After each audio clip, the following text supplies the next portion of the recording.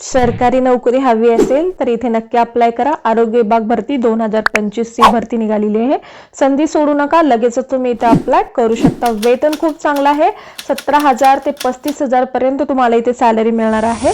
पात्रता काय लागणार आहे बघा, GNM BDS 12 science any graduate असाल मेडिकल मध्ये तर तुम्ही अर्ज करू शकता। अर्ज पद्धती ऑफलाईन आहे, लास्ट डेट आहे 18 नोव्हेंबर पर्यंत तुम्ही इथे अर्ज करू शकता। एज लिमिट आहे 18 ते 38 वर्ष व 59 वर्षापर्यंत पदानुसार इथे असणार आहे वयोमर्यादा, तर तुम्ही अर्ज करू शकता।